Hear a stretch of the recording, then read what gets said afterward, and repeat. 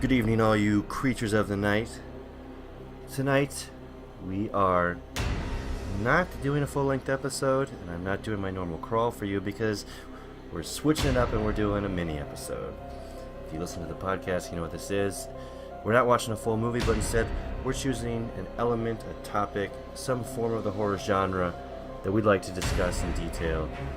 And this week, we at the It Records gang are going to do archetypes of the horror genre.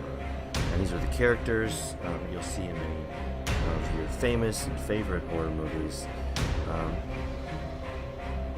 But before we get into that,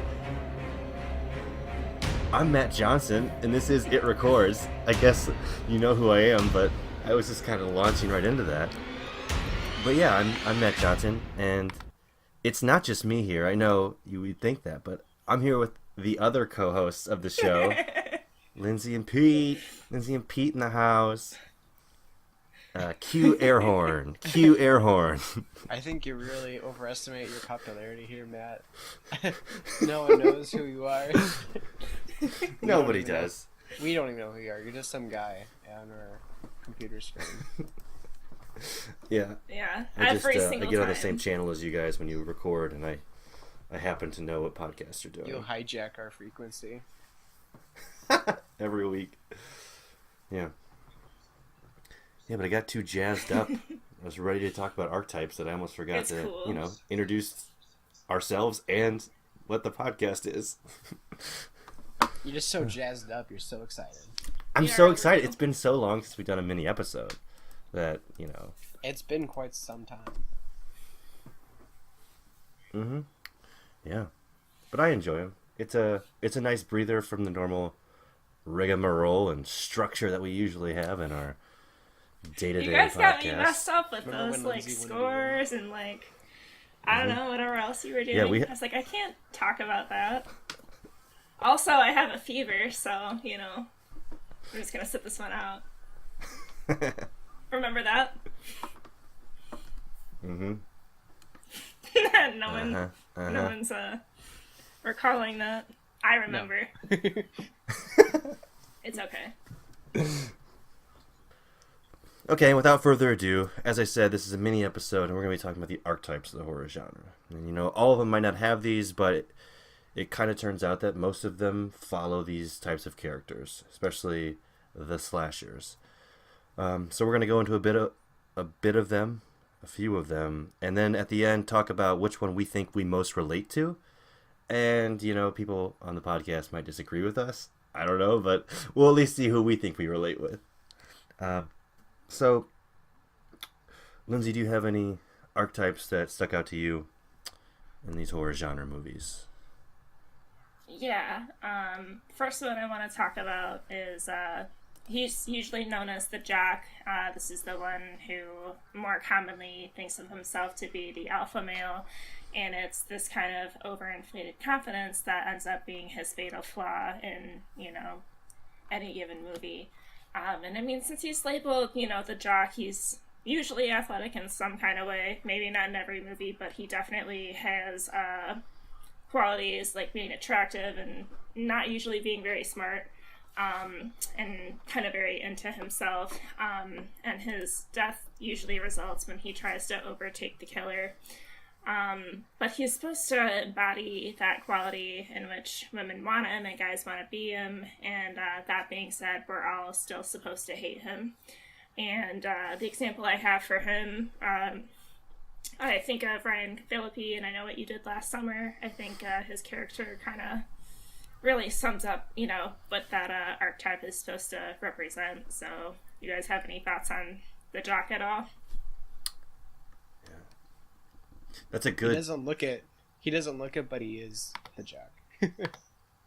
Mm-hmm. Definitely, Fair enough. I agree. Yeah, I was going to say, I picture, the jock as, an athlete, but as you were describing, it doesn't have to be. It's just that character quality, that personality, and he definitely has, yeah. He's got to be the macho man in that movie, for sure. Mm-hmm. Yeah. Yeah. That's probably the best example I could come up with, even though there's hundreds more. Yeah. And then off that, there's the archetype is called the cheerleader. I don't think, again, not always athletic, but she's got certain qualities that make her, she's basically supposed to be the female version of the jock. They go together. I don't think she's always necessarily supposed to be mean, but she's meant to be this object of desire. Also not very smart, very similar to the jock. This one, she's always one of the first to die, and usually is, like, the most terrified of everyone when it happens in her situation. She's friends with the main female character. She's definitely not supposed to be the pure one of the bunch. We're also supposed to kind of hate her. Unlike the jock, I feel like she's pretty helpless when the killer comes around. She doesn't, like, try to take him down or anything. And for this one, as far as an example, Tara Reid's character in Urban Legend comes to mind, or am I, like, totally off base? No, I think that's a good example. I was trying to come up with a few in my head. Sarah Michelle Gellar came to my head, and you brought up I Know What You Did Last Summer. I'll agree with that. Would you say this character, this archetype, I mean, I don't want to spoil another one we're going to do later, but it's sort of the opposite of, the pure person lives till the end. This is supposed to be the opposite, right? The person who has sex, and that's why they die. Like, the jock and this character are, like, the ones who commit the sins first, right? And they're usually the ones who are killed. The first to go. Yeah. Mm-hmm. Yeah. Okay, yeah.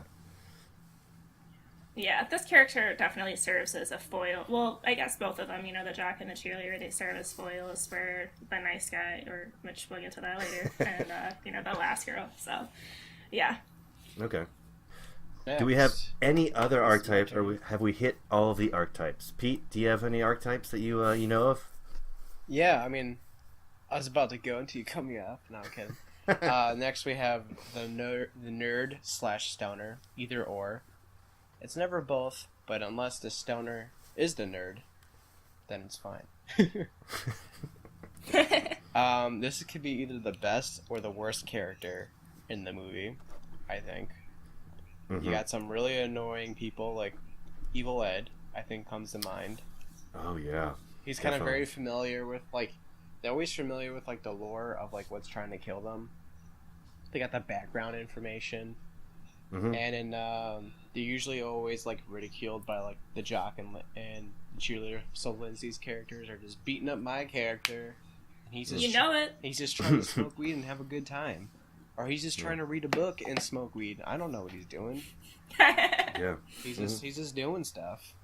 I feel like he's just like the comic relief of the movies, and kind of like a way for like the viewers to relate to them.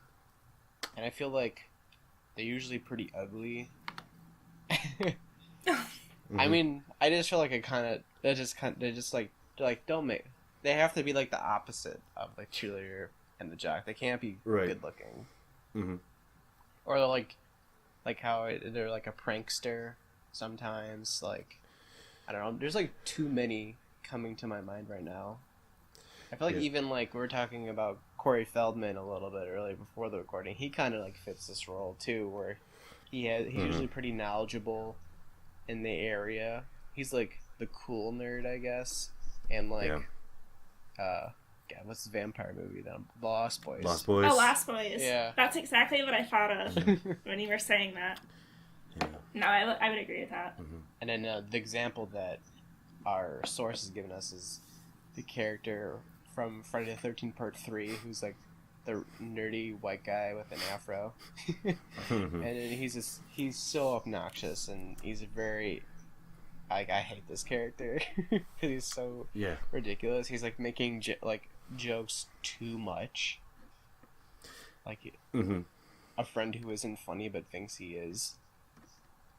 And then Quincy enough, he provides Jason with his hockey mask for the first time in Part 3.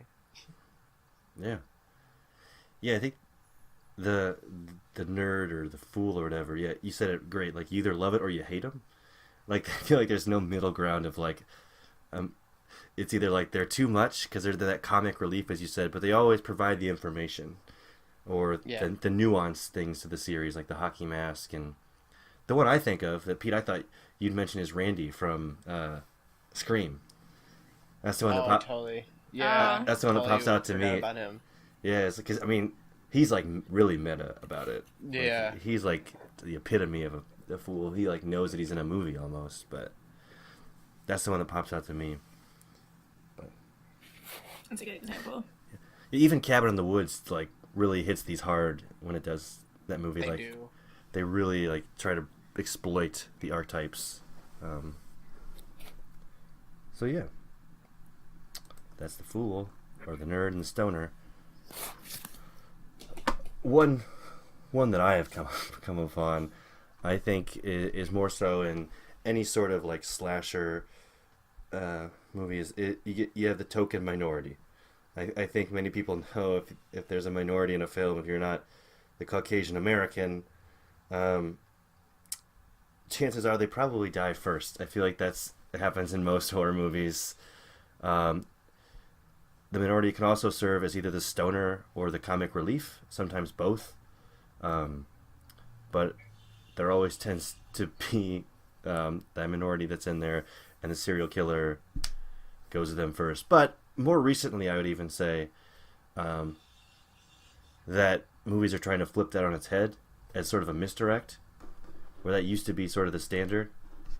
But now, because we kind of, if you watch horror movies like us, you realize those things are going to happen and they try to avoid them. Even with another archetype I'll talk about later. But yeah.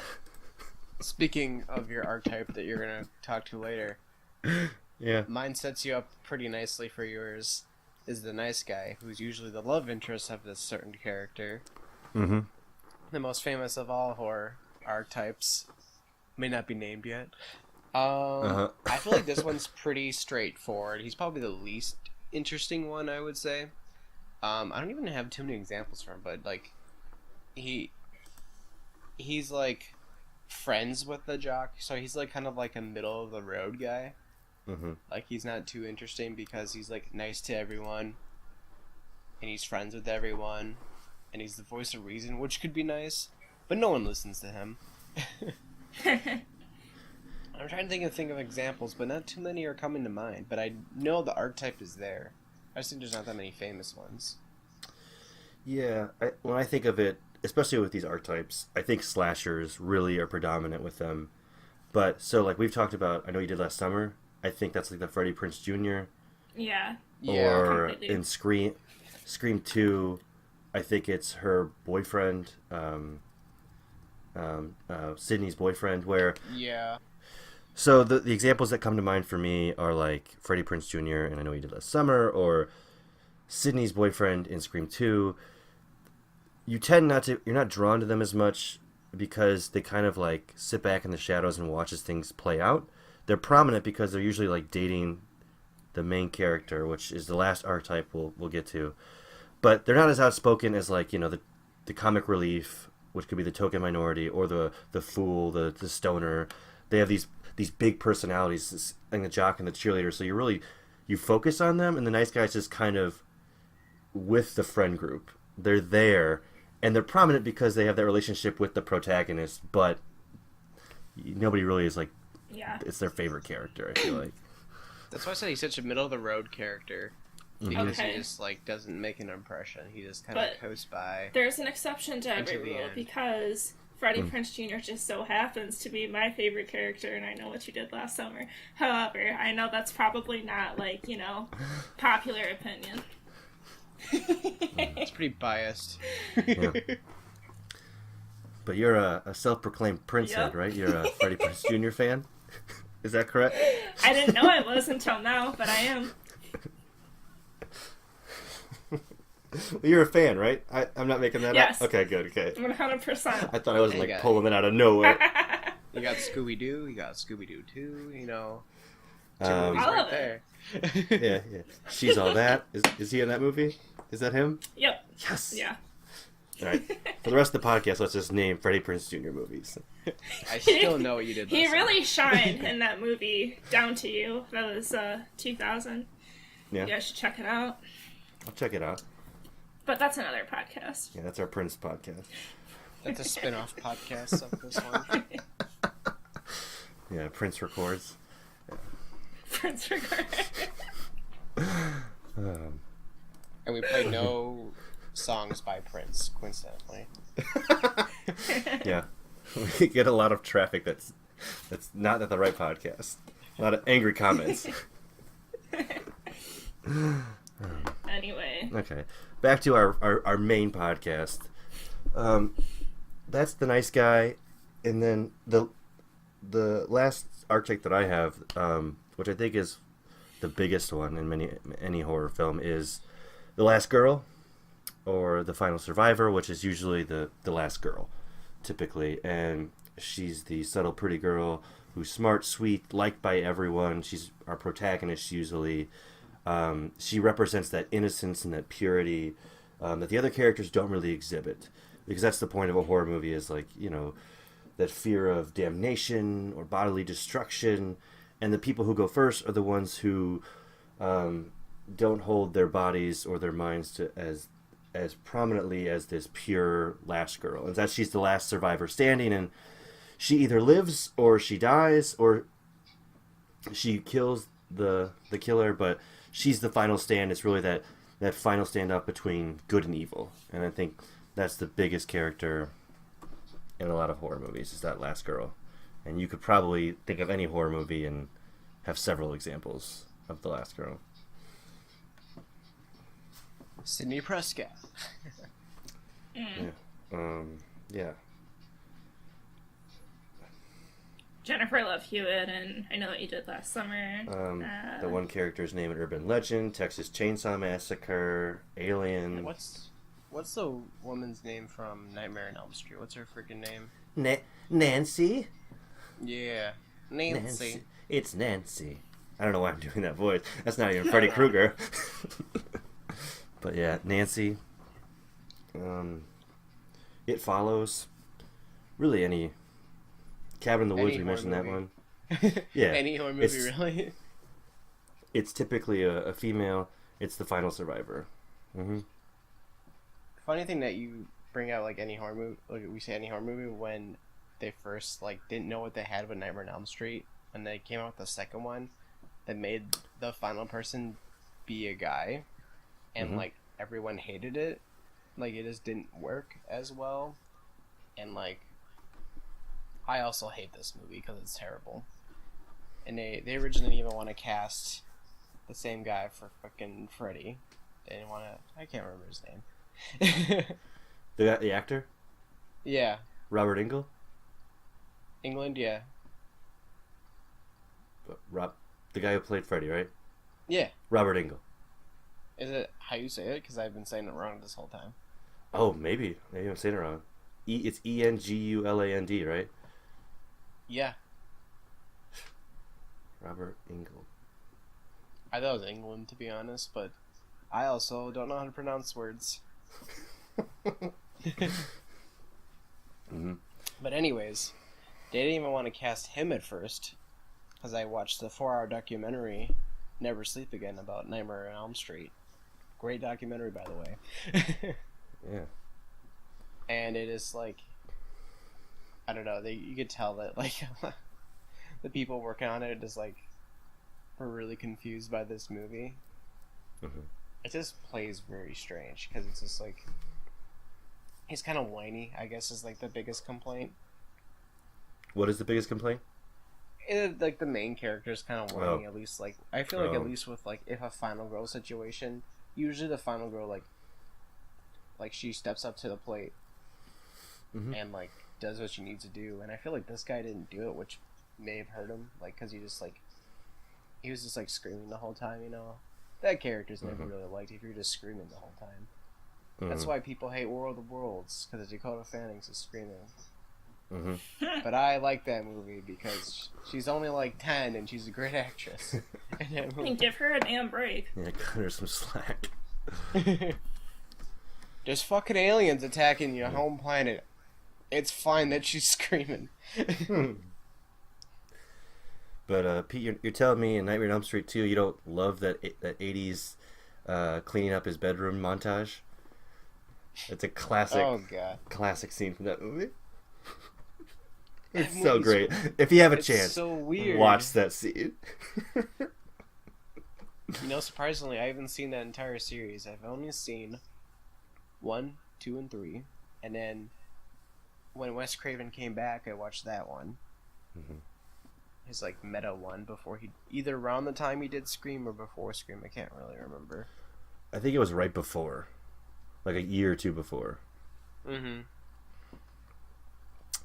Yeah. Okay. Well, we've gone through these archetypes. If do you guys have any other ones? If not, we can say which archetype we think we fall into. Lindsay's definitely the jock. Yeah, clear. That one's easy. You guys. Next. I think, Matt, you're kind of like the nice guy. Yeah. Yeah, I was having a hard time. As much as I like you, in a movie, you're not very likable to me because you're just kind of like the middle of the road characters. Mm-hmm.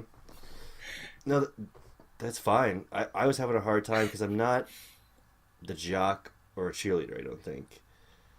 Or I'm definitely not the token minority that we talked about. Yeah, that's kind of where I would fall, is I feel like the nice guy.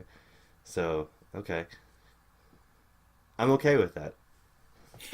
I'm okay with I think I'm like part nice guy, but like a part of me is like the stoner nerd character because I have all this knowledge. And I feel like in a movie context, I would be that annoying character. Be like, oh yeah, did you know that werewolves do this and all this bullshit? That would be me. Like quoting all this shit. Mm-hmm. Okay. I'd have to agree with that. Pete, when I saw the nerd stoner, I was like, I see Pete in there. I see Pete. If he was in the movie, he'd be like Randy's character. He'd work at the movie store, and he'd have all this knowledge that people needed. Man, I wish I did that as a teenager. That would have been great. Yeah. I didn't pay to watch movies all day. Are you fucking joking? Yeah. This sweet job. What do you even do with that job? Like, you fucking give people like 2 movies and a candy bar. Yeah, you gotta restock those shelves. You gotta rewind the tapes when they're VHS. Well, they barely exist anymore. Family Video is still thriving. Not thriving, but they still exist. Where? It's like really rural areas where they're like. I need to know where. Where the internet's not really too great in the rural areas because they don't go there for whatever reason. Yeah. Yeah, they're still pretty popular. Isn't there one down in Bloomington? Yeah. Mm-hmm. Illinois. Yeah, there is. Mm-hmm. Thought so. Yeah. That's cool. And there's also the big old porn section that's thriving in that Family Video. In the Family Video? Very nice. Surprisingly, yeah, it's called Family Video. I'm sure that porn section's thriving. Sure. Like 50-year-old dudes or women, you know. I'm not gonna be biased. Mm-hmm. Yeah, you haven't run the numbers yet. Yeah, I didn't do a survey. All right, so we got one nice guy, and one. You said you were half. You thought half nice guy, half stoner. Yeah. A blend of the two. Okay. Yeah, I thought it was like a blend. Mm-hmm. Okay. Lindsay, do you know where you might fall or feel you might fall? Well, I feel like I'm not really a jock. Well, clearly Pete and I disagree. I think Pete was just playing around. Yeah, didn't you play volleyball or something? Basketball? I don't know. Yeah, did you play sports? Yeah, but like in 6th grade. I honestly, I really don't think I'm like any of them. I don't think I have too much in common with any of these people. If anything, maybe the nerd or the fool. But other than that, I don't relate to any of them. Yeah. To be real with you. Wow. How So dare if you were not? No, go ahead. So I was gonna say, so like if you were in a horror movie, you'd be like, there'd be the group of characters, and you'd be like the person, like passing by in class who sat in the desk next to him. So I think that sounds like an accurate portrayal. Hey, what are we learning With the today extra- in English? Cool. You're gonna be passing the note to the main character. Do you think Johnny's hot?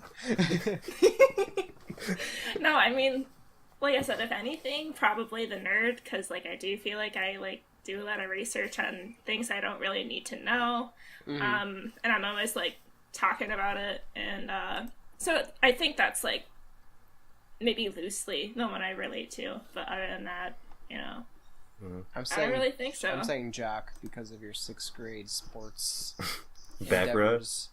Yeah, whatever you played. I don't know. Badminton. It could be anything.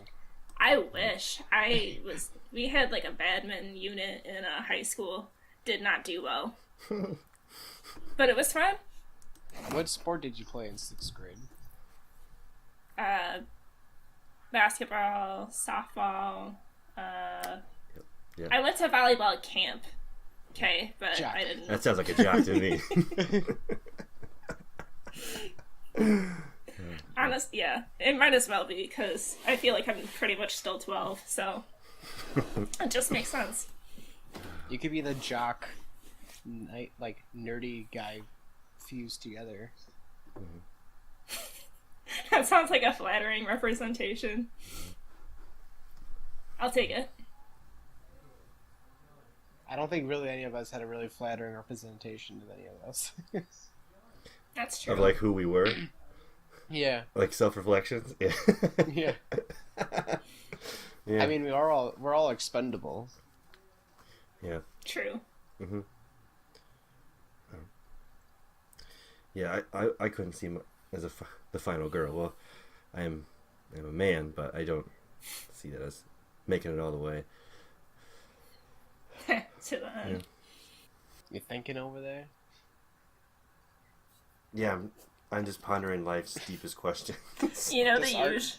These archetypes really got Just you. the usual. Yeah, they are. I'm just questioning my own, who I am, right? Am I a nice guy?